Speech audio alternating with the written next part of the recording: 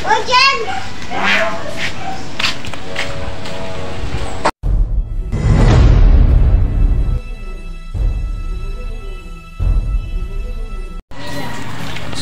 ngayon guys ha, may customer naman tayo guys ha, na galing pa sa ibang barangay ha. Pumunta sila sa amin kasi gusto nilang bumili ng saranggola. So bakit natin hindi ibenta yung saranggola natin? Kasi ang dami yung saranggola natin, di ba? Pero may iba na na testingan na natin, pero yung iba hindi na, pero hindi pa.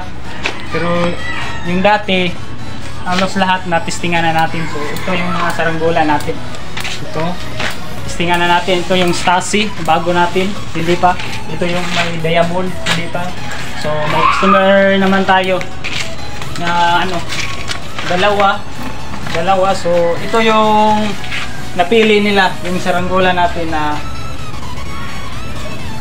araw sa gitna, yung Philippine Kite, yung 3 star sa buntot niya.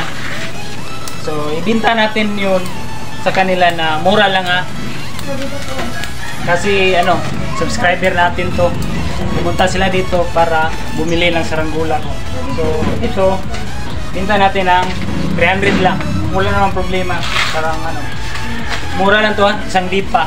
Yung customer natin ha, nakamotor pa sila, so may alalay siya na humawak ng saranggola pag umuwi na sila. So ito yung sumba. Ito yung sumba niya sa saranggola natin. So ito na dola sa'yo na. So salamat sa pagbili ng saranggola ko. Sana babalik ka next week or next day o balang araw. Okay. So okay na. Salamat. Sige, thank you.